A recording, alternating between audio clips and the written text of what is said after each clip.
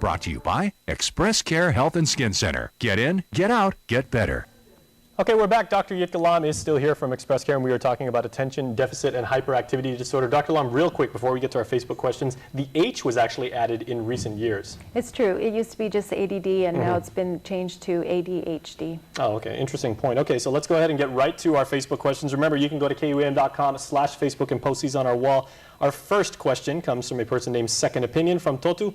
And Dr. Lom, this person writes, my child was recently diagnosed as having ADHD.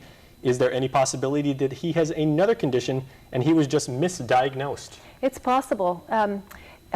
It's very important that the child's hearing and vision be tested. Of course, if you cannot see or hear, you're going to have concentration problems and attention problems. That's very important. It's very important that the child be tested with a simple blood test for lead level and their thyroid to make sure they're healthy physically. And then there are other behavioral or mood problems the child might have. Anxiety disorder, maybe there are things happening in the home that are very stressful and difficult for the child to cope with, or at school. Bullying would be a situation where the child is too upset, too stressed out to focus. And then there are other more severe conditions like conduct disorder or oppositional defiant disorder. These are other more difficult psychiatric conditions that children do sometimes have. But it is important to maybe get a second opinion if you're concerned. Okay, well, good tip. I mean, it's, you can basically never get too much input, I guess. Yeah, and I guess I should mention one last thing, which is a learning disorder. Just brain processing. So a dyslexic child that is having trouble, reorganizing their numbers and letters, they also might have problems. So that's another important thing to check out. All right, good word. Our second question for Dr. Jitka Lom from Express Care is from Jotnia. This comes from Kirsten L. And Kirsten writes, Doctor, can my child be effectively treated without medication, and are there other alternatives? Nobody likes to put children on medication, that's for sure. But so it's important to try simple things first, like making sure that your child has an excellent routine, a steady bedtime, a good night's sleep, proper diet, lots of exercise, especially if they are a hyperactive type of child where they can lose their energy in sports or other productive activities. That's really, really important. But sometimes, even with all those measures, you're not going to have success at school, and all of us parents want that for our children.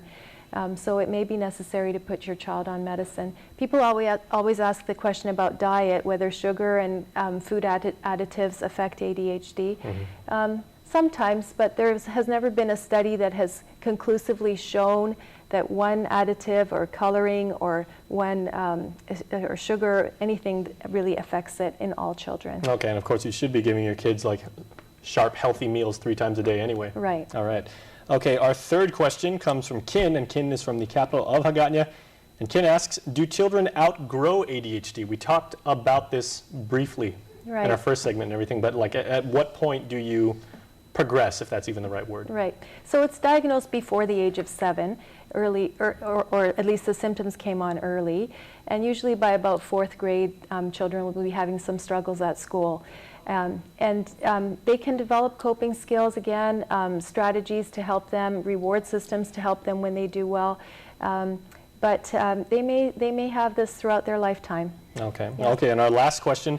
Dr. Lom, I recently read, writes Mercy Q from Agate, that there are 3 types of ADHD. Is this true? And if so, what are they? Right, so you have kids that are more inattentive. They're the daydreamers, the ones that are not really hyper. They're just sort of unfocused, forgetting things, losing things.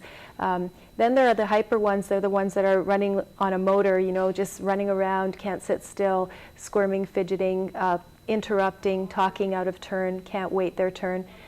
And then there are kids that have both. And so you have the inattentive, the hyperactive, and the combination ADHD.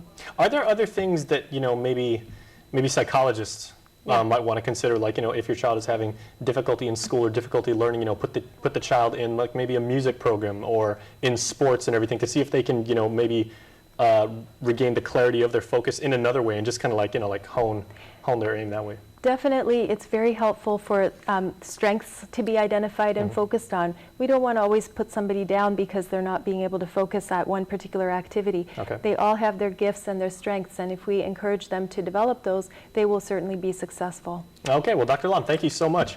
Really interesting topic. Thank you. Okay.